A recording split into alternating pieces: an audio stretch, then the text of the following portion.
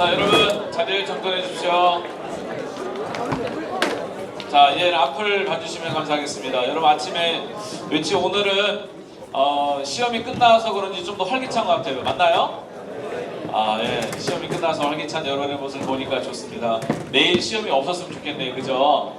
예, 시험이 없는 그날을 위해서 우리 열심히 살아봅시다. 자, 오늘 예배는 특별히 저희가 콘서트 채플로 드리는데 오늘 북콘서트 채플로 드립니다. 또 귀한 목사님 오셔서 작가이시면서 목사님. 목사님이면서도 여러 직업을 가지고 계신 분 계세요. 목사님이시면서 어부도 있고, 목사님이시면서 선생님도 있고, 목사님이면서 붕어빵 장사도 있고, 목사님이면서 다른 직업을 가지신 분들 많습니다. 오늘은 귀한 목사님 오셨는데 여러분 짧은 시간이지만 정말 은혜의 시간, 의미 있는 시간 되시기를 주님의 이름으로 기도할 부탁을 드립니다. 기도하겠습니다. 자, 기도하고 시작하겠습니다. 하나님 아버지 감사합니다. 오늘도 우리 동시고등학교를 사랑해 주셔서 귀한 목사님 또 귀한 작가님을 모시고 함께 은혜를 나누게 하시니 감사를 드립니다. 오늘 진행되는 모든 시간을 통해서 또 선포되어지는 말씀을 통하여 저희들 하나님의 은혜를 깨닫게 하시고 또 새로운 꿈과 비전도 발견하게 하시고 이 세상에서 영향력 있는 멋진 인물로 성장하는 자양분이 될 수 있도록 오늘 이 시간도 축복하여 주시옵소서. 모든 설 주님께 맡겨드리며 예수님의 이름으로 기도합니다. 아멘. 안녕하세요. 오늘은 도서관에서 작가와의 만남으로 예배를 대신해 가지고 진행할 거예요. 그래서 곽상학 작가님을 모시는데 이분이 직업이 여러 개 있어가지고 저희가 작가님이라고 일단 모시겠습니다. 작가님 올라와 주세요.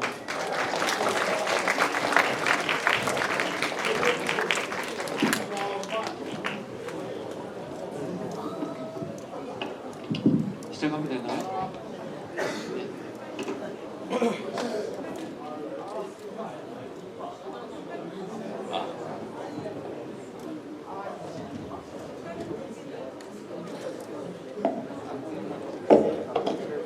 작가님 소개는 직접 해주실 거고요. 오늘 프로그램 진행 사항을 알려드리겠습니다. 여러분이 집중도를 좀 높이기 위해서 작가님께서 사전에 각반의 영상을 배포했죠. 그거 보신 분도 있고 안 보신 분도 있는데 일단 보신 분들 대상으로 해서 질문을 받았어요. 그래가지고 질문이 12개 들어왔고 그 중에서 작가님께서 강의 내용 중에 그것이 녹여 들어간 것들은 그냥 지나가고 꼭 여러분들에게 질문에 답을 좀 해주셨으면 좋을 것을 선정해서 해주실 거고 그 답변에 그 질문에 선정된 학생들에게는 작가님의 책을 드릴 거예요. 그리고 누가 잘 듣나 이것을 알기 위해서 도서부 학생들이 퀴즈 5문제를 뽑았어요. 그래서 퀴즈를 마지막에 하고 마치시는 분한테는 달란트를 선물로 드리겠습니다. 네, 그리고 질문은 12명의 질문지 낸 사람 외에 이 강의를 쭉 들으시고 여러분 중에서도 질문을 받을 거니까 그분에게도 책은 선물로 들어갈 겁니다. 꼭 귀담아서 들으시고 그동안 내가 예배를 드리고 더 왔다 갔다 했지만 꼭 이 질문을 해서 내가 의문을 좀 풀고 싶다라는 거는 이 시간에 해소를 하고 갔으면 좋겠습니다. 귀한 시간이니까 여러분에게 많은 은혜와 감동받는 시간이 됐으면 좋겠습니다. 이상입니다.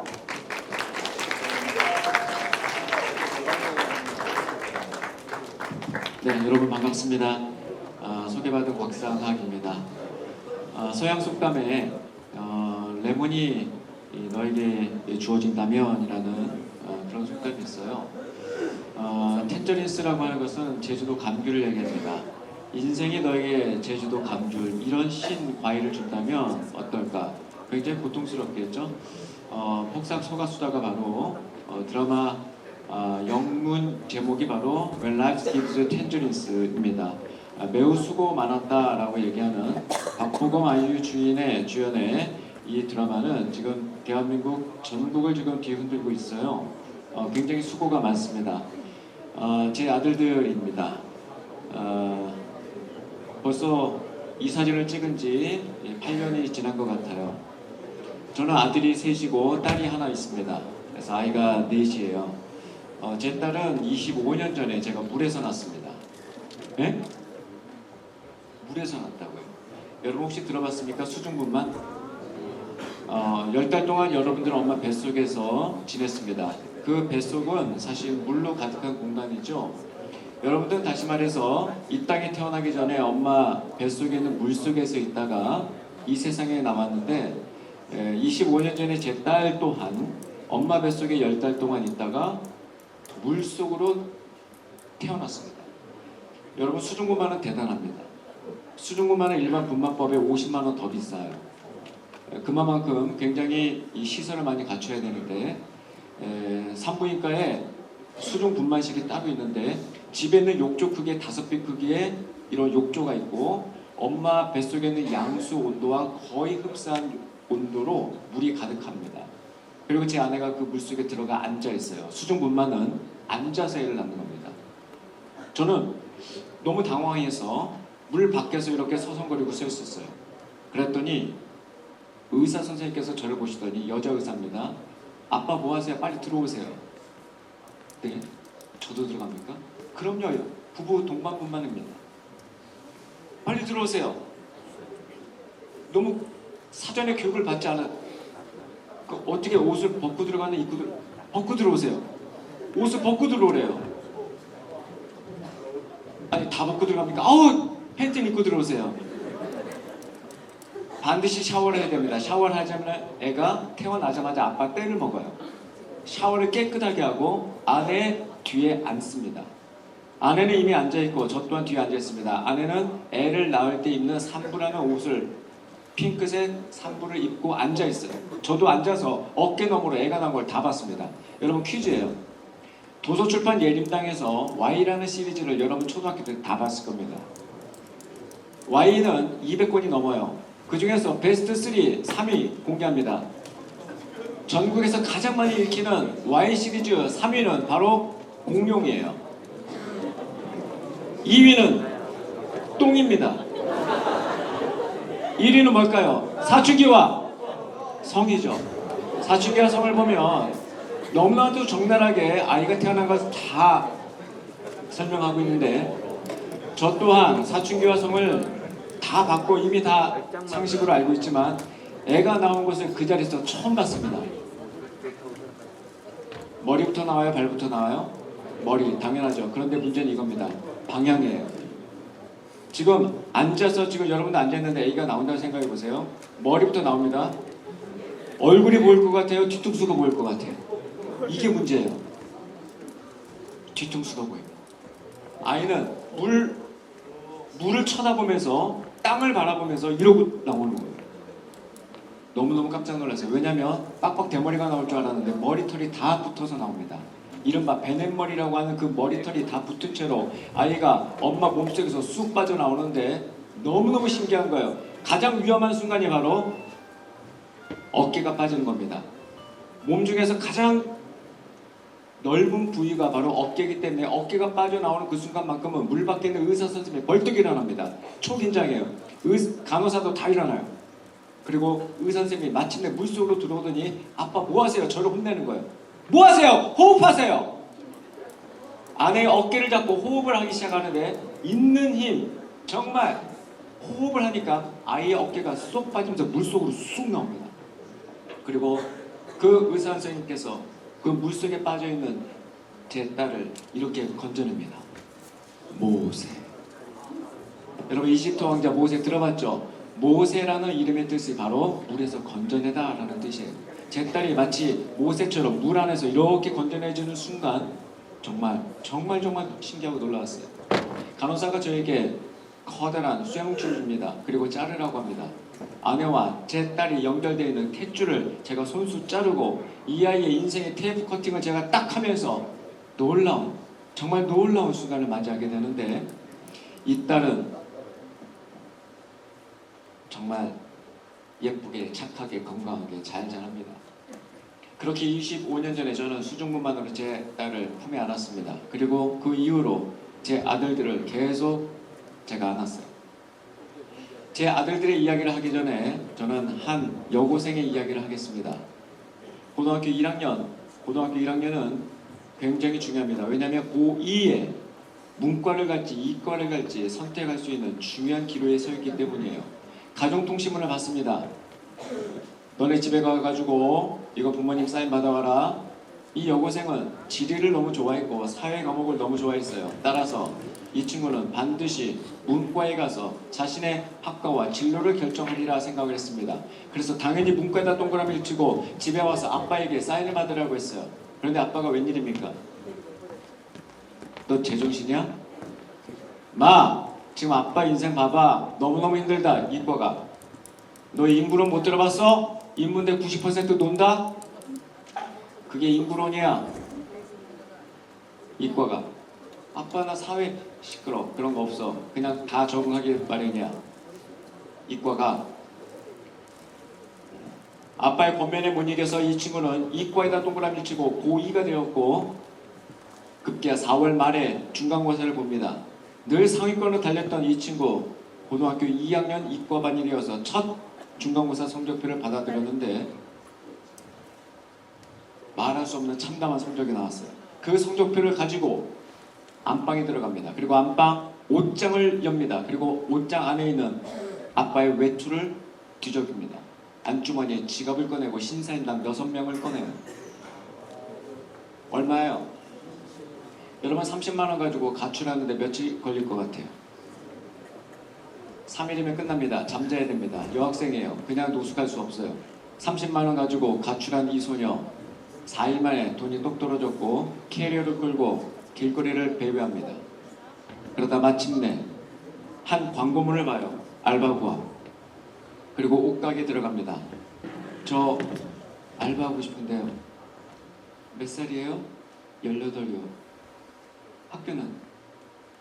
그만뒀어요. 착하게 생겼네. 내일부터 나와. 이 소녀는 그렇게 학교를 그만두고 가출한 채 옷가게에 취직합니다.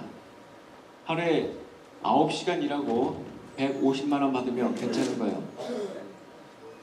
월세 30만 원 집을 얻고 이 친구는 그렇게 가출 생활을 시작합니다. 혼자서 외롭게 그러나 편안하게. 그러나 이 친구는 늘 집이 그리웠고 집에 가고는 싶었으나 아빠 때문에 집에 갈 수가 없었어요. 그렇게 이 친구의 가출 생활은 한 달을 넘어가고 2달째입니다. 어느 날 한 손님이 들어와요. 키가 180에 안경을 낀 훈남이 들어옵니다. 멋있다. 손님 이거 이렇게 옷을 권해드리고 이렇게 그 손님을 응대하는데 그 손님이 다음날 또 와요. 저 손님 또 오셨네. 100사이즈 입으세요? 이렇게 그 손님과 계속 소통을 하는데 그 손님이 그 다음날에 또 옵니다. 인근에 한 대학에 다니는 25살 한 청년, 그 오빠 같은 청년분이 계산을 하면서 이 소녀에게 질문을 해요. 저 연락처 좀 알 수 있을까? 어떠요? 꽤 괜찮았고 인상이 좋았기 때문에 연락처를 알려줬고 그날 저녁에 함께 만나 식사를 했습니다. 차를 마시고 그 주말에는 영화를 함께 봤어요. 그리고 그 오빠가 이렇게 제안합니다. 야, 너 자취하지? 한 달에 얼마야? 30. 나 하숙해. 여러분 자취와 하숙의 차이가 뭐예요? 자취는 혼자 밥을 해먹는 거고 하숙은 밥까지 주는 게 하숙이에요. 하숙이 비싸? 자취가 비싸? 하숙이 훨씬 비싸요. 야, 나 하숙하잖아. 60만 원 내. 그래서 말인데 내가 너한테 30 줄 테니까 같이 살자. 그래서 그 여인은 그 남자와 함께 결혼도 하지 않은 채 함께 사는 동거 생활을 시작합니다. 가출도 모자라서 동거까지 시작하게 된 이 소녀. 이제는 학교의 기억도 가물가물해지고 집 생각도 잘 안 납니다. 왜? 사랑하는 오빠가 있으니까. 그 오빠와 함께 그렇게 사랑하면서 함께 살았습니다. 아침에 오빠는 학교로 가고 이 소녀는 옷가게로 와서 일을 합니다. 그렇게 석 달이 지나갔어요. 너무너무 행복했어요. 제일 행복할 때는 오빠가 좋아하는 음식을 할 때예요. 오빠가 맛있게 먹는 것을 보면 아, 이게 아내구나. 결혼 굳이 안 해도 이렇게 부부 생활할 수 있겠구나. 그렇게 지냅니다. 어느 날 가게 나와서 청소를 합니다. 그런데 갑자기 팽 돌아요. 아, 약국에 갑니다. 증상을 얘기했더니 약사께서 뭔가를 건네줘요. 빨리 화장실 갔다 와. 임택입니다. 2줄이 나왔어요. 여러분 코로나 때 2줄 나와봤죠? 기분이 어때요? 2줄이 나온다는 이야기는 생각이 2가지가 나온다는 뜻이에요. 첫 번째, 나 학교 안 간다. 두 번째, 너무 아프다던데. 임신 테스트기도 2줄이 나오면 2가지 생각이 든대요. 나 어떡하지? 고작 18인데. 두 번째 생각, 뭐가 어떻긴 어때? 사랑하는 오빠의 아이면 하늘의 축복이지. 그런데 너무 불안한 거예요. 그 불안한 마음을 안고 뚜레쥬르 가서 12,000원짜리 작은 케이크를 사서 집에 갑니다. 방 구석에다가 케이크를 숨겨놓고 오빠가 좋아하는 된장찌개, 그리고 갈치조림, 구운 김, 그렇게 세팅해놓고 오빠를 기다렸어요. 오빠가 맛있게 밥을 먹고 트림을 꺼억하자 상 위에 케이크를 올립니다. 야, 이거 뭐야? 오빠, 나 사랑해? 야씨, 사랑해! 지겨워. 사랑하니까 함께 사는 거고 이렇게 있는. 너 배는 왜 자꾸 만져? 너 배 나왔다? 이거 초는 뭐야? 촛불 하나 뭐야? 우리 사귄 지 100일 넘었잖아. 너 생일도 아니고.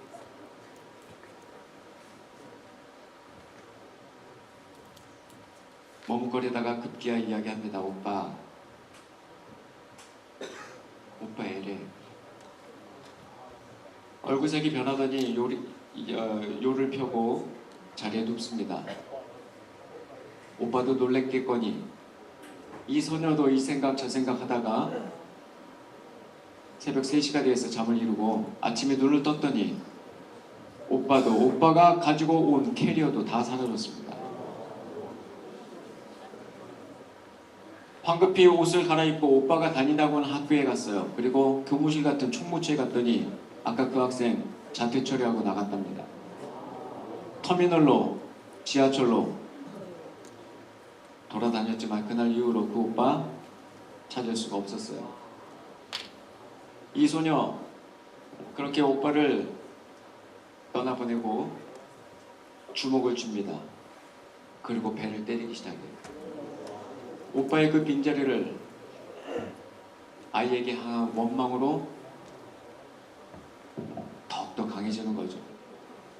배를 때리면서 그 오빠를 계속 울부짖었지만 그날 이후로 오빠를 찾을 수 없었고 뱃속에서 아이는 계속 자랍니다. 어느 날 PC방에 갔어요. 게임을 하기 위해서가 아니라 고민을 해결하기 위해서 뱃속의 아기를 지우는 방법을 지식인들한테 물어봅니다. 여러분 네이버 지식인들의 80%가 초딩인 거 아세요? 초딩들이 대답을 합니다. 배를 세게 때리세요.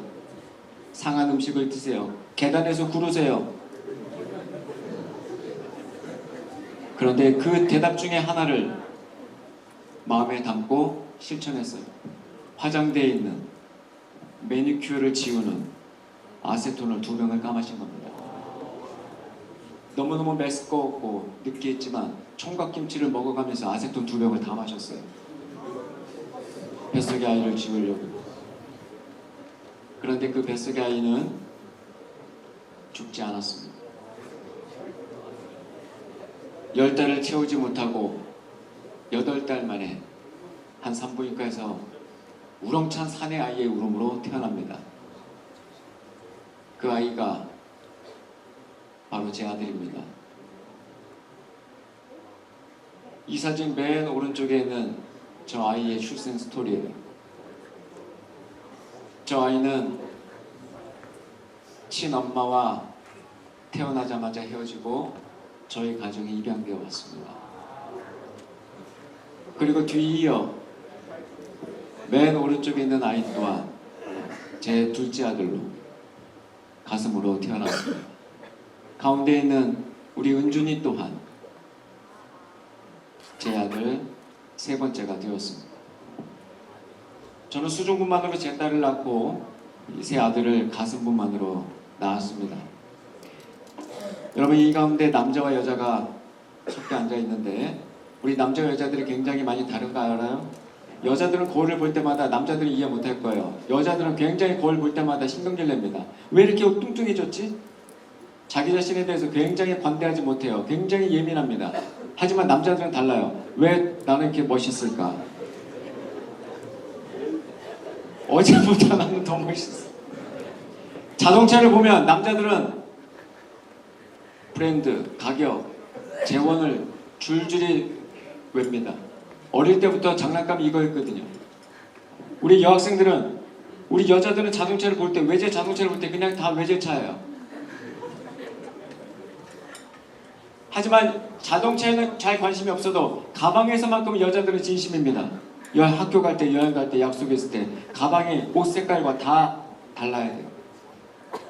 우리 남자들은 무조건 검은색 백팩이면 그만이에요.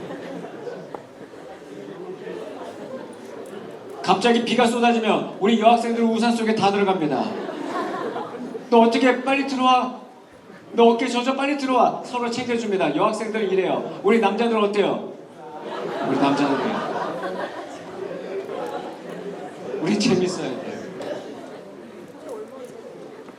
아들과 딸을 키우면서 굉장히 많은 일들을 겪는데 이 예수님께서 웃으시는 것처럼 상당히 웃을 일이 많습니다.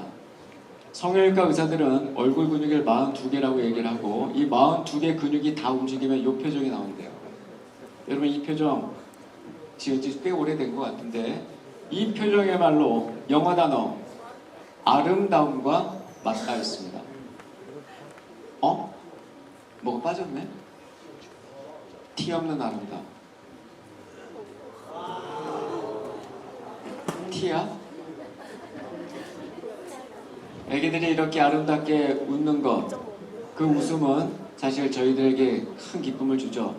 이 아가라는 단어는 사실 한 단어를 또한 품고 있습니다. 한자예요. 아름다울라의 노래가. 여러분, 성경이라는 책은 66권이라는 여러 책을 통합본한 건데 22번째 책이 바로 아가서입니다. 영어로는 노래 중에 노래예요. 여러분, 노래 좋아하시나요? 노래 많이 좋아하죠. 그 노래가 바로 이 아가서입니다. 노래란 뜻이에요. 그 책 중에 2장 10절이 핵심입니다. 우리 함께 크게 읽어보죠. 시작. 나의 사랑하는 자가 내게 말하여 이르기를 나의 사랑 내 어여쁜 자야 일어나서 함께 가자. 어디서 들어본 듯한 그런 노래 같습니다. My darling이라고 얘기해요. My beautiful one이라고 얘기합니다. Arise, come with me. 일어나서 나와 함께 가자라고 이야기하는 도대체 이 이야기는 무슨 이야기입니까? 여러분, 이제 좀 있으면 대학을 갈 텐데 대학에 가면 이런 노천극장이 있습니다. 많은 학생들이 모여서 노래도 부르고 응원도 하는 축제 공간이죠. 이런 노천극장은 전 세계에 있는 모든 대학에 많이 있는데 이 노천극장의 원래는 바로 튀르키에 있는 에페소스 대원형극장에 헬레니즘 문화의 꽃입니다. 2만 명을 수용할 수 있는 이 공간에 이런 마이크나 스피커가 없어도 육성으로 노래를 불러도 정확하게 들린다고 합니다. 얼마만큼 과학적인 공간이냐면 이 헬레니즘 문화는 대단합니다. 그 헬레니즘 문화의 정수가 있는 곳이 바로 이탈리아 로마예요. 얼마 전에 제266대 교황, 그 교황이 선정한 곳이 바티칸인데 바로 이 로마 안에 있죠. 이 로마는 우리가 실제로 가보진 못하더라도 우리 일상 속에서 로마란 단어를 상당히 많이 얘기합니다. 너 언제 준비했어? 너 정말 로맨틱하다. 로맨틱이 바로 로마에서 온 말이에요. 바로 사랑이라는 뜻입니다. 여러분, 우리말은 굉장히 과학적인데 동사에다가 애를 붙이면 명사가 되는 거 혹시 아세요? 날다라는 동사에다가 애를 붙이면 날개가 됩니다.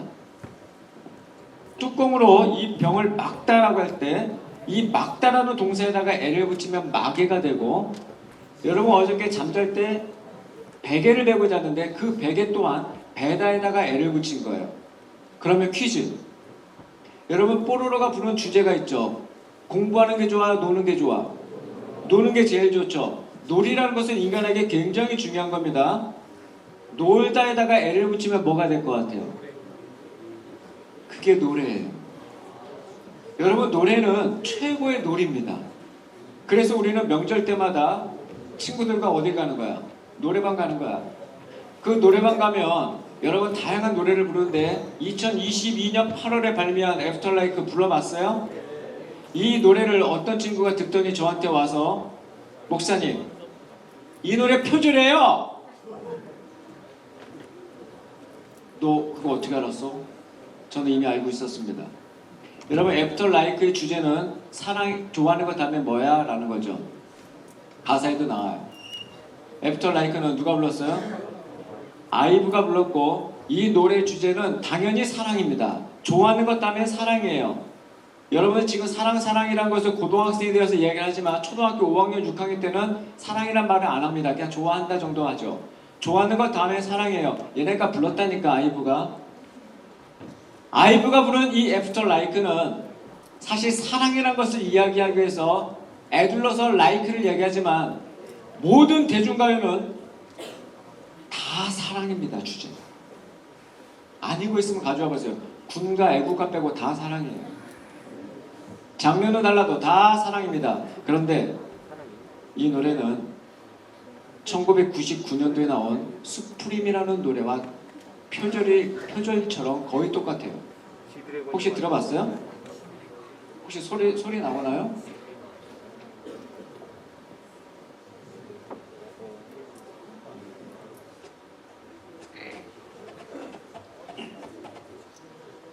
네, 안 되면 놔두고요. 사실 이 노래는 1978년 여러분의 아빠 나이 정도 되겠죠? 글로리아 게이너라는 흑인 여가수가 I Will Survive라는 노래를 불렀는데 이거 혹시 나올까요?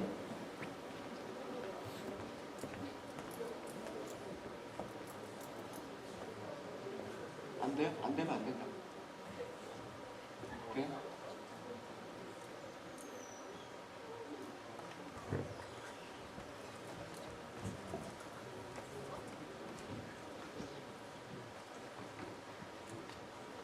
안 되면 안 된다고 하세요. 안 돼. 오케이. 넘어가게 해주세요. 넘어가게.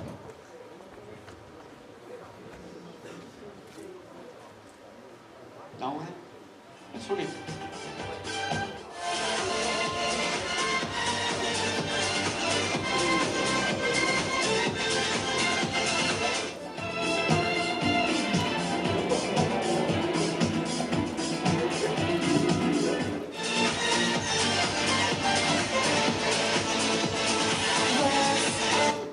똑같죠? 하이라이트 부분이 똑같습니다. 이거는 샘플링 기법이에요. 표절이 아니라 그대로 저작권을 내고 갖다 쓰는 샘플링입니다. 1999년도의 수프림이나 1978년도의 I Will Survive나 2002년도의 애프터라이크나 다 똑같은 구간을 쓰고 있어요. 샘플링입니다. 너무너무 존경한 나머지 멜로디마저 똑같이 갖다 씁니다. 제가 무슨 말을 하고 싶은 거냐면 아무리 시간이 흘러도 많은 사람들이 입에 오르는 노래의 주제는 다 사랑입니다. 그런데 질문할게요. 사랑이 도대체 뭡니까? 그것도 진짜 사랑, 최고의 사랑이 뭐냔 말이에요. 아까 말씀드렸듯이 저는 제 딸을 직접 배로도 낳고 가슴으로 나오면서 우리 아이들을 키우는 그것이야말로 사랑이라고 저는 보는데 이거 잘 보셔야 돼요. 제 딸이 2005년 8월 17일에 콘서트장에 갑니다. 이게 제 딸이에요. 귀엽죠? 2005년도면 여러분 태어날 때인가요? 아닌 것 같은데 2005년도에 제 딸은 5살이었습니다.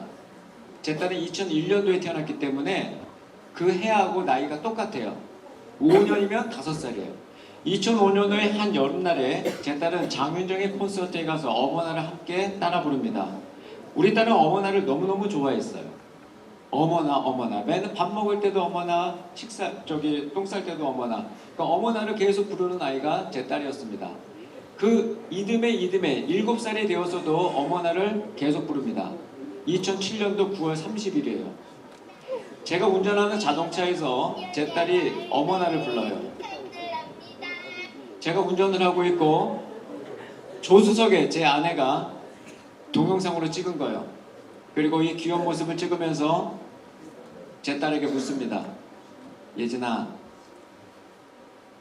너 나중에 커서 뭐가 될래? 이거 우리 어른들한테 많이 듣는 질문이죠. 그런데 제 아내는 그날은 질문을 조금 다르게 했어요. 예진아, 너 10년 뒤에 뭐 하고 있을까? 굉장히 독특한 질문. 여러분 10년 뒤면 27살,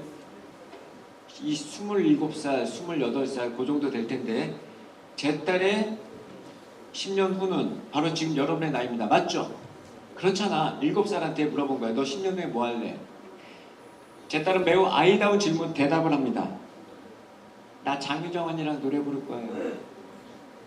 매우 아이다운 대답을 했어요. 그렇게 한바탕 웃고 지나갔습니다. 그리고 저는 까맣게 잊었어요, 이날을.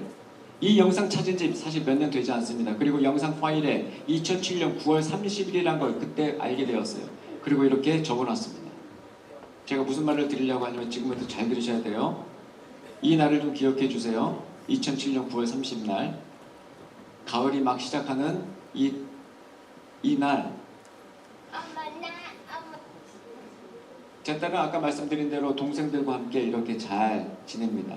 제 딸은 초등학교 1학년 때 너무너무 공부도 잘하고 너무너무 예쁘게 잘 커서 여러분 초등학교 1학년 때 공부 못하는 아이가 어딨어? 다 잘하지. 그런데 부모 눈엔 다 그게 이뻐 보이고 그럴 때요.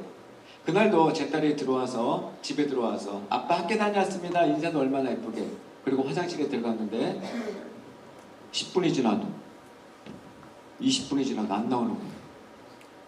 예준아! 20분이 지나서 빨리 나와. 안 나와요. 여보, 빨리 들어가 봐. 무슨 일 있나? 아내가 들어가더니 5분 후에 제 딸과 같이 나오는데 울면서 나와요. 무슨 일이야? 여보 좀 이상해.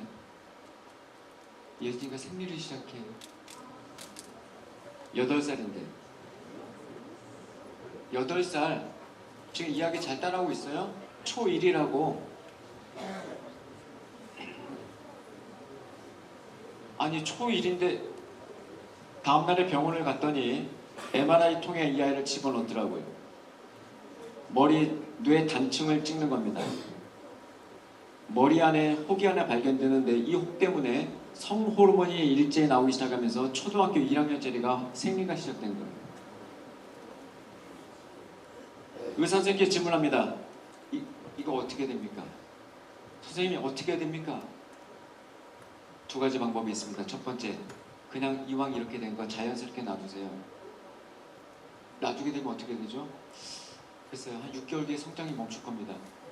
예? 아니 키가 120도 안 되는데. 두 번째가 뭡니까? 성호르몬 억제 주사를 맞히는 겁니다. 아, 그걸로 할게요. 한 달에 한 번 맞히면 됩니다. 아, 네, 그걸로 할게요. 조금 비쌉니다. 얼마인데요? 한 25만 원 됩니다. 아, 괜찮습니다. 맞히겠습니다. 그거 맞히면은 생리지 안 하나요? 네. 제 딸은 그날 이후로 성호르몬 억제 주사를 맞히는데 이 주사는 보험이 안 돼요. 25만 원, 굉장히 비싸고. 비싼 게 문제가 아닙니다. 너무너무 아프대요. 얼마나 아픈데요? 저희 의료계에서는 고통지수를 1부터 10까지 놓습니다. 말기암 환자들이 너무너무 고통스러워서 몰핀을 맞을 때 그게 바로 10이라고 한다면 이 주사는 8에서 9에 왔다 갔다 합니다. 그래서 아이들이 맞다가 기절도 합니다. 맞히시겠습니까? 여러분 대답해 보세요. 여러분이 부모라면 맞춰 안 맞춰? 맞춰 안 맞춰? 맞춰야지. 키 키워야 될 거 아니에요? 맞히기로 했습니다. 그리고 제 딸은 그 주사를 3년 반을 맞았어요. 3년 반 동안 매달 한 달에 한 번씩 병원에 거의 끌려가면서 어떨 때는 정말 기절하면서 집에 돌아왔어요.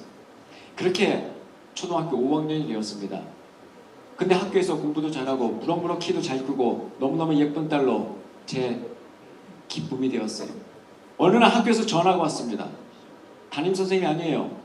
굵직한 나이가 드신 남자 선생님이 저 안녕하세요. 저 무슨 초등학교 교장입니다. 예? 교장 선생님이 어쩐 일로? 그 예진이가 저희 학교 최초가 될 것 같습니다. 무슨 말씀? 조기 졸업 준비하셔야 될 것 같아요. 영재하러 판명 났습니다. 공부를 너무너무 잘해서 조기 졸업 시키겠대요. 그리고 국제중학교 추천서 써줄 테니까 내년에 중학교 보내라는 거예요.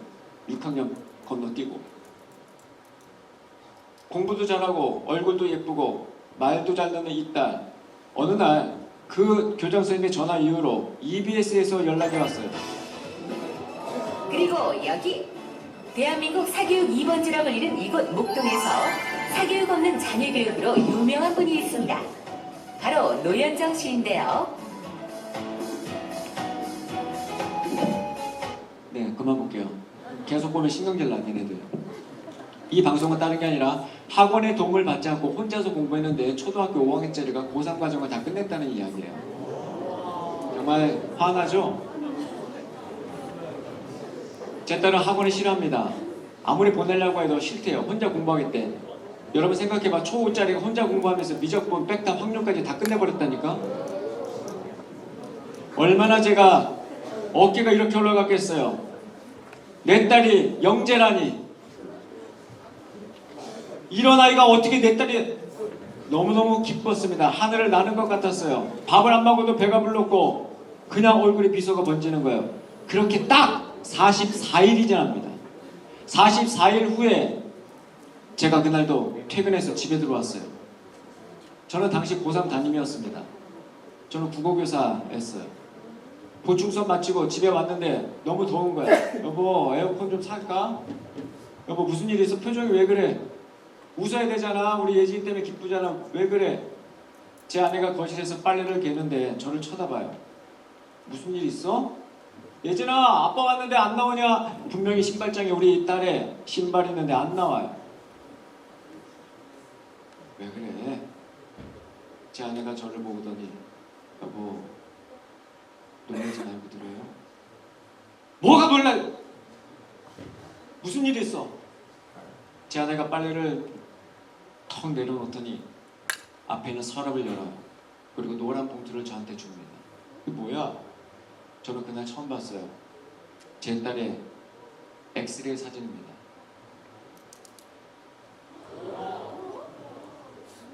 똑바로 앉아. 허리 펴. 너무 말 잘 듣네.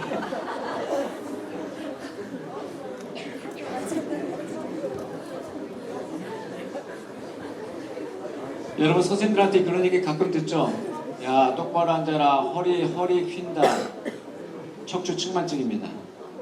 자세가 안 좋아서 생기는 측만증은 기능성이에요. 기능성 척추 측만증이에요. 그런데 얘는 기능성이 아니에요.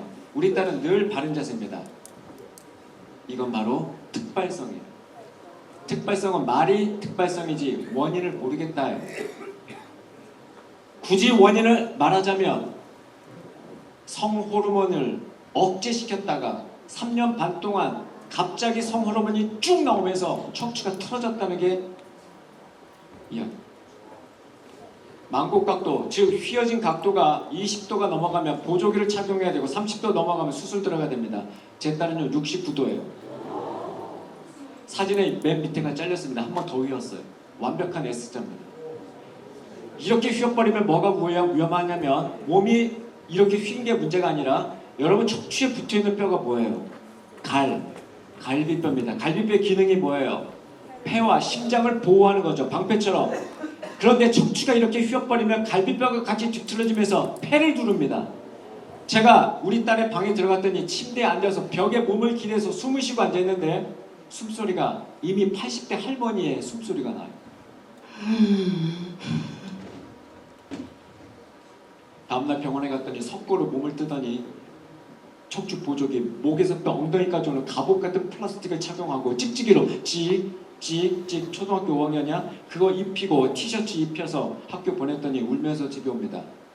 아빠 애들이 남자애들이 자꾸 놀려 로봇으로. 딱딱하니까. 제 딸은 3일 후에 결단을 내리지 않을 수 없었습니다. 그것은 바로 초등학교 자퇴입니다. 조기 졸업이 아니라 자퇴를 했어요. 저는 초등학교를 중간에 멈춘다는 것은 제 인생에 없었습니다. 아니 무슨 초등학교를 졸업을 못해? 여러분 초등학교 졸업하고 중학교 졸업해서 여기까지 왔잖아요. 다 당연한 거였지. 친구들도 다 하니까 아무런 감동이 없었죠.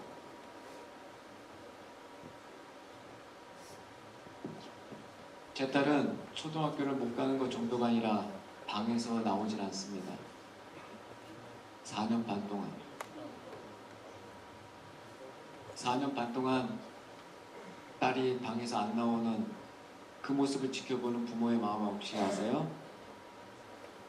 여러분 코로나 때 혹시 방에서 격리되어서 방에서 밥 먹어본 적 있죠? 제 딸은 4년 반을 그렇게 혼자 한 끼를 먹었습니다. 어쩌다 방에서 나와서 거실을 통과해서 발코니로 가서 바람 쐬는 제 딸, 저는 그 순간이 가장 두려웠어요. 저 그때 14층 살았거든요. 어느새 친구들은 교복을 입고 중학교로 왔다 갔다 하는 것을 물끄러미 발코니에서 바라보는 제 딸, 그 딸을 바라보는 저와 제 아내, 죽을 맛이었습니다. 저는 당시 목사였는데 제 아내도 목사입니다. 부부 목사인데 하나님이 전혀 느껴지지 않아요. 하나님이 숨어버린 것 같아요. 아니 애초부터 없었어 하나님이라고. 그냥 내가 그냥 의지하고서 그냥 산 거지. 하나님이 어디 있어? 어느 날 방문을 열지 않고 굳게 닫혀 있어요. 밥도 안 먹겠대. 이틀 동안. 무서운 마음이 들어서 마스터키를 열고 들어갔습니다. 웬일이야. 방바닥에 흰 종이가 쫙 깔려 있어. 뭐지? 자세히 봤더니 성경책이에요. 성경책 66권을 한 장도 남기지 않고 다 찢어서 방바닥에 뿌려놓고 침대에 벌러덩 누워있는 제 딸, 그 딸의 발바닥에도 성경이 붙어 있습니다. 침 뱉은 게 분명해요. 저 목사했다니까요. 저 어떻게 했는 줄 아세요? 목사에게는 성경이 인생의 지침서이자 생명과 같은 존재이죠. 저 방바닥에 찢어져 있는 그 성경책 보란듯이 같이 찢었습니다. 부끄럽지만 사실이에요. 저 성경 찢은 목사입니다. 마음 같아서는 불태워버리고 싶었어요. 아이를 입양까지 했는데 내 딸의 허리를 휘어버린 이런 하나님은 내가 용납 못하지. 하나님은 애초에도 없었어. 예수? 그건 서양 그냥 존경할 만한 사람인 거지. 여러분 이 가운데는 교회 다니는 사람도 있고 안 다니는 사람도 있을 겁니다. 안 다니는 게 정상이에요. 어떻게 보이지 않는 하나님을 신이라고 믿고 그분에게 인생을 의탁합니까? 다니는 사람? 그건 부모님한테 어쩌면 세뇌당했을 수도 있어요. 어릴 때부터 그냥 다닌 거니까 안 믿으면 좀 불안하기도 하고. 여러분 안 믿는 게 당연한 겁니다. 그게 정상이에요. 어떻게 믿어? 눈에 보이는 아빠도 어쩔 때는 의심이 가는데 저 아빠가 진짜 내 아빠일까? 온전한 이성이 장착되어 있고 과학적인 생각으로 딱 세팅이 되어 있는 사람이라면 보이지 않는 하나님을 어떻게 내 주님으로 고백합니까? 그건 보통 믿음이 아닌 거예요. 4년 반 동안 칠흑 같은 어둠 같은 시간을 보냅니다. 그리고 병원에서 전화가 와요. 저 병원 나오세요. 성장판 다쳤습니다. 여러분 성장판 다쳤다는 소식 들으면 어떨 것 같아요? 이제 나 끝났나? 그런 생각 들지만 이런 아이에게는 희소식입니다. 왜? 수술을 시작할 수 있습니다. 성장판이 닫혀야 수술이 가능합니다. 의사 선생님께서 이 사진을 띄워놓고 저희 부부에게 수술 설명을 합니다. 내일 아침 6시에 수술 시작할 겁니다. 이 수술 조금 만만한 수술이 아니에요. 좀 긴 수술입니다. 10시간짜리입니다. 갈비뼈를 7개 잘라내고 시작할 겁니다. 혹시 집에 헌혈증 있으면 좀 가져오세요. 온몸의 피를 다 쏟아내고 전체 수혈 받아야 됩니다. 어머니 잠깐 나가 계시면 좋겠는데 제 아내 보고 나가래요. 아니요. 같이 듣겠습니다. 무슨 말씀? 저희 수술 중에 저희 최고의 의료진으로 교수님과 잘 하겠지만 이 아이 사망 확률이 있습니다. 네. 몇 프로나? 35% 됩니다. 아, 목사님 65%가 더 크잖아요. 기도할게요. 제발 함부로 위로하지 마. 여러분 친구 시험 망쳤다고 엎어져 있는데 내일 잘 볼 거야 이런 헛된 얘기 하지 마세요. 걔는 내일도 망쳐.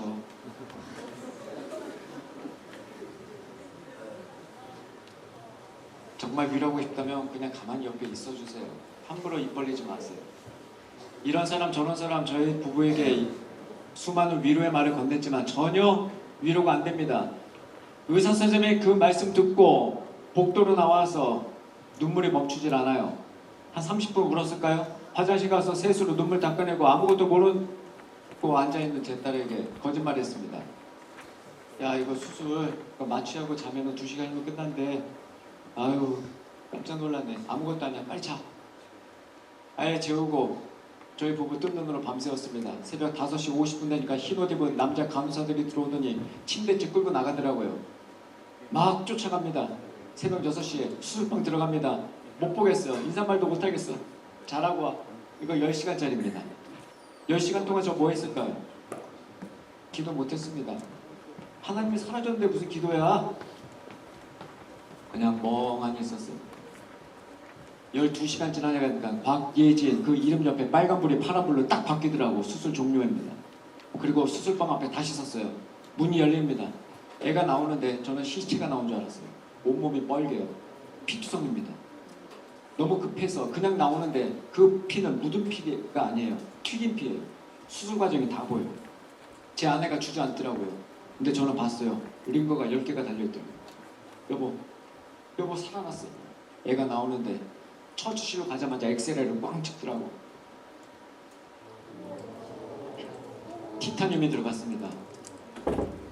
저는 바보 같은 질문을 했어요. 선생님 저 쇠 저거 언제 뽑나요? 사람 척추인데 어떻게 뽑으면 어떻게 살아요? 갈비뼈 7개 잘린 거 보이시죠? 제 딸은 그날부터 시작인 겁니다. 병원에서 24일 동안 지냈어요. 똥을 제대로 못 쌉니다. 제대로 못 싸는 게 아예 못 싸요. 여러분 오늘 아침에도 변 봤죠? 아랫배 힘주면 똥이 쏙 빠지죠? 제 아내가 흰 비닐 장갑 끼고 항문에서 똥을 끄집어냈 했습니다. 숨을 자가 호흡을 못합니다. 인공호흡을 해야 돼요. 기흉이 3번이나 걸려가지고 죽을 고비를 넘기면서 자기를 천국에 보내달라고 외치는 제 딸. 그 딸과 20여일을 병원에서 보냅니다. 그리고 집에 들어왔어요. 2015년 11월 18일 친구들은 중학교 2학년 중2병 걸려가지고 돌아다닐 때 제 딸은 진짜 병원에서 중환자로서 그렇게 살았어요. 그런데 그렇게 끝날 줄 알았어요. 그때부터 이유 모를 편두통, 그 두통이 시작됩니다. 여러분 여학생 가운데 편두통 때문에 고생하는 친구들 많이 있을 거예요.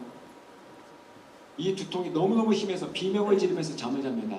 하루에 3-4시간 낮잠을 자지 않으면 하루를 보낼 수 없을 정도로 편두통이 심해요.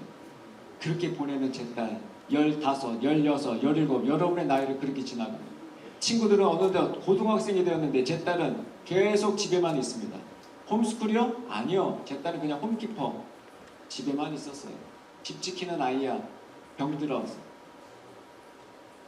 한때는 EBS 출연해서 영재로 세상을 깜짝 놀래킬 만한 그런 아이로 자랄 줄 알았습니다. 제 딸의 그런 미래는 너무너무 화창했어요. 그런데 제 딸의 인생도 저의 인생도 다 무너지는 순간이었습니다. 아무것도 보이지 않아요. 어느 날 제 딸이 침대에서 자고 있는데 제가 그 방에 들어갔어요. 청소해 주려고. 책상에 뭐가 막 있어. 이게 뭐야? 봤더니 종이에 뭐 잔뜩 적어놨어. 이게 뭐야? 제 딸은 책상에 앉아서 뭔가를 적어놨습니다. 편지예요. 근데 그 편지를 쓴 대상이 하나님. 본인이 그렇게 저주하고 그렇게 부정했던 그 하나님을 자신의 편지의 대상으로 써놓고 곳곳에 눈물 자국이 번진 그 편지지를 보니까 아무 말도 할 수 없었어요. 그 이튿날 제 딸은 서점에 가자입니다. 서점? 책방에 왜? 만화책, 동화책 다 사줄게. 가자. 너무너무 좋았어요. 제 딸이 처음으로 어딘가 나가재요. 제 딸은 서점에 들어가자마자 종교 코너로 가더니 단숨에 연두색 성경책을 집더라고요. 아빠 나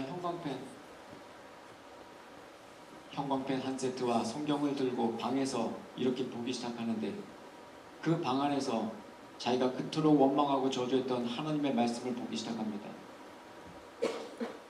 그리고 제 딸은 17살 때 시험을 하나 보겠다고 저를 쪼르기 시작해요. 아빠 나 시험 볼래? 무슨 시험이었어? 아빠 검정고시 있대. 그거 보면 뭐해? 저 진심이었습니다. 이렇게 아픈 애가 시험 봐서 뭐 할 거야? 고졸되면 뭐해? 저 계속 말렸습니다. 그런데 자식 이기는 부모 없다고 제가 졌어요. 그래서 제 딸은 17에 고졸이 되었어요. 친구들은 고1인데 얘는 고졸이 돼버린 거야. 하나도 안 기뻤어요. 그리고 11월에 이 아이가 시험을 보겠대. 야, 너 고졸인데 무슨 시험을 또 봐? 아빠! 뭐? 계속 싸우는 거야. 11월 셋째 주 목요일에 보는 시험 있죠? 수능을 보겠대. 그거 왜 봐? 그거 아주 무서운 시험이야. 하지 마. 저 학교에서 맨날 애들하고 자소서 쓰고 생기부 점검하고 수능 문제 풀고 그랬는데 집에 와서는 전혀 우리 딸에게는 관심 없었어요. 하지 마. 근데 제 딸을 못 이기겠어요. 그래서 제 딸은 17살 11월에 수능을 혼자 봅니다. 교육청에 등록하고. 그리고 한 달 뒤에 한국교육과정평가원에서 성적표가 집에 날라오더라고요. 여러분 고3 때 담임선생님한테 성적표 받을 거예요. 학교 다니니까. 근데 이런 아이들은 집으로 옵니다. 제가 먼저 제일 꺼내서 확인했어요. 딱 봤어. 헛웃음이 나오더라고요. 확 2번 찢었어요. 주머니 넣어가지고 집에 올라갔더니 제 딸이 아빠 나 원서 쓸게. 성적 궁금하세요? 아까 얘기했잖아요. 걔 찢어버렸다고. 여러분 전신마비된 지체 장애인이 예를 들어서 장애인 복지관에 있을 때가 불행할 것 같아요? 아니면 에버랜드 있을 때가 불행할 것 같아요? 에버랜드. 희망 고문이에요. 제 딸은 한국사 빼고 전 과목 1등급 나왔어요. 아까 말했잖아요. 공부 잘하는 애를.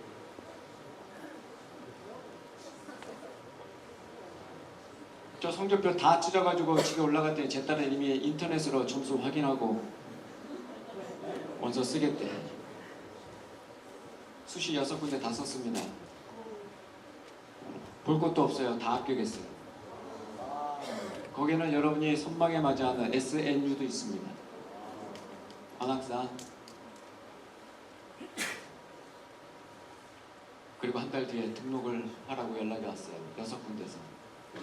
여러분 이런 행복한 고민을 하시기를 축복합니다. 어디가 하죠? 어디가 할까? 제 딸이 어디 갈까를 며칠 고민하는데 저는 뭘 고민해 속으로 당연히 여기 가야지. 등록금도 싸고 어디 가서 얘기하기도 좋고. 근데 저는 어떤 믿음이 있었냐면 이 아이는 일주일 다니고 자퇴할 것이다. 중퇴할 것이다. 건강이 안 돼요. 아니 생각해봐. 하루에 3-4시간 낮잠 자면서 어떤 대학을 어떻게 다녀? 성치 않은 몸입니다. 그냥 일주일만 다니다가 중퇴할 거다 생각했어요. 그리고 SNU 가자. 샤. 교문이 샤잖아. 샤. 시옷 기업 디귿으로 만든 대학교. 그래서 샤예요. 서울대학교가 서울국립대학교. 그래서 시옷 기업 디귿. 교문 볼 때마다 왜 이렇게 만들었는가 이해하고 보시란 말이야. 등록금도 싸니까 여기 가자. 나는 속으로 그렇게 얘기했는데 이 아이가 아빠 나 여기 갈래. 여기가 어딘데? 나 이 대학 그날 처음 알았어요. 여러분 성경에 예수님의 고향이 정확히 나옵니다.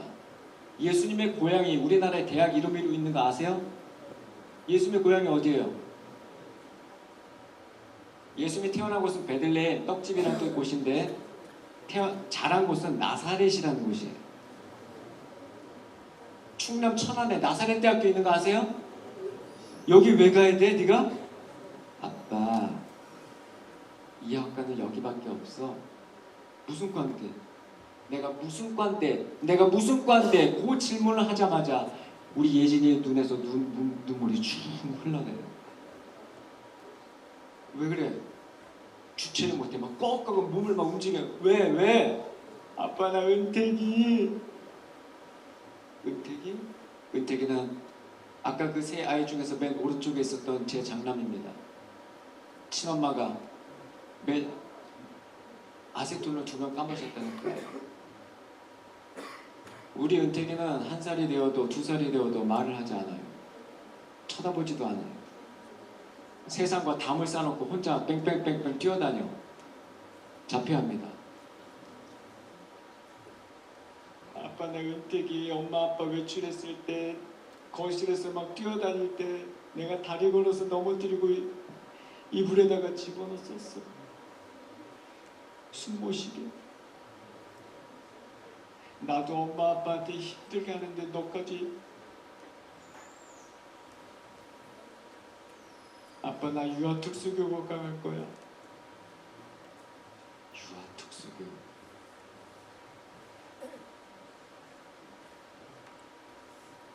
저는 제 딸을 잘합니다. 제 딸은 저를 닮아서 매우 이기적인 아이예요. 공부는 조금 잘했을지 몰라도 자기밖에 모르는 아이가 제 딸입니다. 자기밖에 모르기 때문에 자폐아에 걸린 자기의 동생을 이불에 집어넣어서 질식시켜 죽이려고 했던 제 딸. 그 딸이 나사렛 때 유아특수교육학과를 가겠다고 합니다. 너무 대견하죠. 그런데 현실이잖아. 대학생활 못합니다. 서울 사는데 천안에까지 어떻게 보내? 17살짜리를. 그것도 중고등학교 근처도 안 가본 애를 어떻게 대학을 보내? 이 아이가 가겠대요. 못 이기겠더라고. 보냈습니다. 기숙사에다 간단한 집만 집어넣고 보냈습니다. 매일 전화통화했어요. 오늘 머리 안 아팠어? 오늘 수업 들을만해? 언니들이 잘해주디? 괜찮대. 할만하대. 어느 날은 머리 아파서 조금 힘들었대. 기숙사 가서 일찍 잤대. 매일 통화합니다. 오늘은 어때? 아빠 나 오늘 동아리 들었어. 무슨 동아리? CCC. 그 뭐 하는 데야? 여기 예배도 드리고 기도도 하고 캠퍼스 전도도 하고 엄마들이 잘해줘. 엄마? 여기 1년 선배를 엄마라고 불러. 진짜 엄마한테 전화나 해라. 매일 통화하면서 그렇게 아이의 생활을 했습니다. 한 달을 보내고 집에 들어와서 힘을 얻고 한 학기를 보내고 웬일이야 기적과 같은 일. 여름방학을 맞이하고 2학기를 맞이합니다. 아무것도 아닌 것 같지만 저에게 모든 게 다 기적이에요. 그리고 2학년이 됐어요. 오늘 어땠어? 아빠 후배들이 들어와서 나 드디어 나도 딸이 생겼어. 그 딸들이 나보고 엄마를 나는 그 언니들한테 언니라고 불러. 제 딸은 19대 대학교 2학년인 거예요. 후배들이 나이가 더 많아요. 종쳐버렸네. 이제 마무리할게요. 2017년도 10월 14일입니다. KBS 노래가 좋아라는 프로그램이 있습니다. MC는 장윤정이에요. 저희 가족 6명이 이 프로그램에 출연을 했습니다. 저희가 출연 신청을 한 게 아니에요. 방송국에서 연락이 와서 간 거예요. 방송은 10월 14일 했지만 이건 생방송 아닙니다. 녹화방송이에요. 녹화방송은 2주 전에 합니다. 9월 30일에 녹화했어요. 혹시 기억나세요? 아까? 2007년 9월 30일 아까 차 안에서 노래 불렀던 우리 딸 기억나죠? 정확하게 1년 후에 제 딸은 장윤정 언니라는 노래를 불렀습니다. 그날 불렀던 노래가 아름다운 구속입니다. 가사를 보실래요? 오늘 하루 행복하기를 언제나 아침에 눈 뜨면 기도를 하게 됩니다.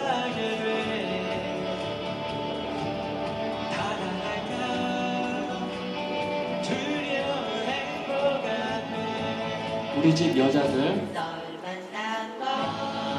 제 아내입니다.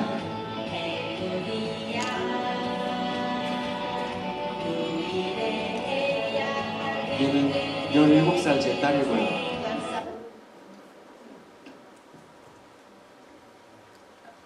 제 딸 이후의 삶이 좀 궁금하시죠?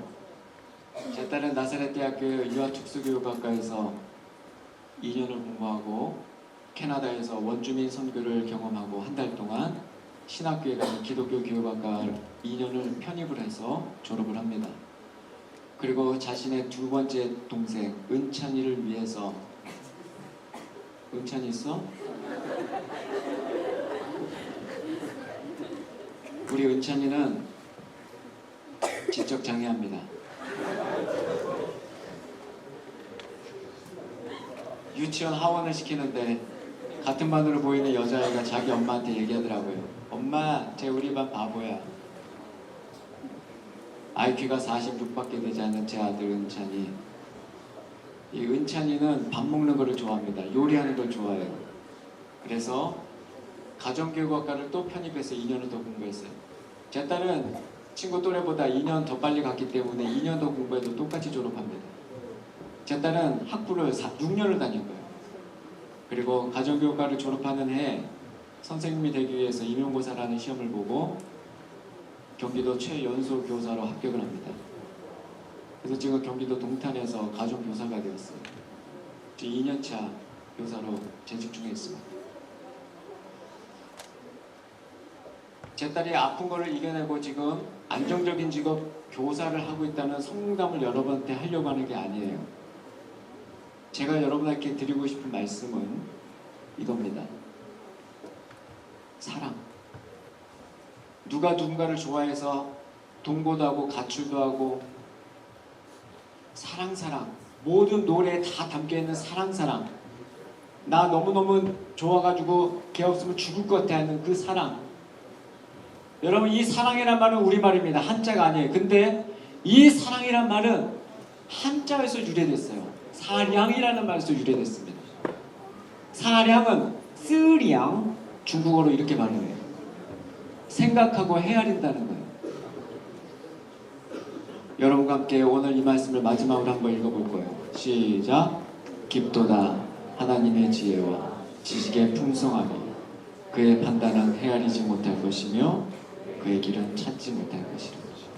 저는 이 길지 않은 인생을 살아오면서 하나님의 판단과 하나님께서 나를 향하신 그 길을 쉽게 찾지 못하겠더라고요. 헤아리지 못하겠더라고요. 어떻게 내 딸을 아무런 잘못이 없는 내 딸을 이렇게 허리를 휘게 만들까? 열심히 하나님 사랑하려고 했지만 어떻게 하나님 이렇게 가혹하게 우리 가정을 이렇게 만드셨어요? 도대체 그 마음을 헤아리지 못하겠더라고요. 그런데 저는 지금 알아요. 당연한 것을 전혀 요만큼도 감사하지 못했던 저희에게 기적과 같은 일들을 순간순간 보여주시면서 하나님이 나의 하나님이라는 것을 알려주셨습니다.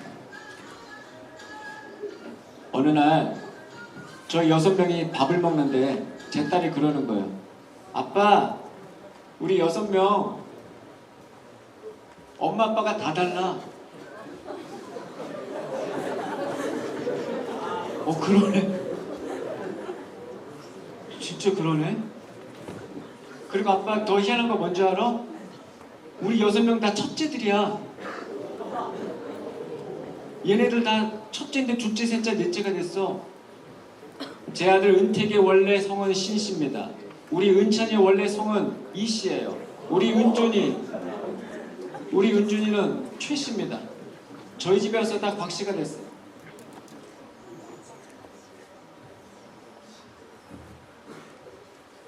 저희 가족은 다 하십니다. 하나님의 자녀들이거든요. 우리 하나님께서 우리 가족을 향하여서 우리를 사랑한다라고 말씀해 주시고 어여쁘다라고 말씀해 주시고 함께 가자라고 외쳐주시는 이 놀라운 고백 앞에 저는 오늘도 우리 아이들을 너무너무 꼭 안아주고 이렇게 나왔답니다. 마무리 기도하기 전에 잠깐 제가 질문사항을 몇 가지 받았는데 강의를 계속 듣다 보니까 질문할 게 별로 없죠? 시간도 많이 지체되었고 네, 수업도 계속 있으니까 마무리를 해야 될 것 같아요. 네, 우리 김은신 선생님께서 마무리 해주시죠. 여러분 깊은 감동 받았죠? 네, 수고하신 우리 곽상학 목사님을 위해서 다 같이 큰 소리로 박수 쳐주시겠습니다.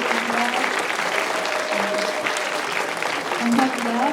그리고 오늘 여러분들이 질문을 해주신 분들에게 감사드려요. 질문을 먼저 받았거든요. 그런데 시간이 없어서 그분은 그 중에서도 또 질문을 그래도 하고 싶다 하시는 분은 저한테 말씀해 주시면 목사님께 메일을 드려가지고 답변을 받아드릴게요. 그리고 질문해 주신 분은 제가 아까 약속했던 책을 드리고 저기 뒤에 있으니까 목사님 사인 받으시면 돼요. 자, 그 다음에 오늘 퀴즈를 하기로 했는데 시간이 없어서 제가 구글로 퀴즈를 만들어서 뿌릴 거예요. 그러면 그 선착순으로 해서 15명 이렇게 해가지고 1달란트씩 드리겠습니다. 그 구글 뿌리는 것은 정확하게 기가때 4시 반에 뿌릴 테니까 선착순으로 들어오시면 됩니다. 자, 오늘은 수고하셨고요. 이상입니다. 다 같이 기도하겠습니다. 하나님 감사합니다. 오늘 곽상학 목사님을 통해서 하나님의 귀한 사랑을 듣게 하심을 감사드립니다. 또한 저희 덕신 고등학교를 먼저 사랑하시고 덕신 고등학교에 온 학생들과 선생님들, 교직원들 모두 먼저 하나님께서 사랑하셔서 이 시간을 갖게 하여 주심을 감사드립니다. 저희 개개인에게 모든 계획들을 먼저 하나님께서 가지고 계시고 그 계획대로 저희들을 이끄심을 저희가 압니다. 하나님, 아직 믿지 못하는 우리 학생들이 있는 줄 압니다.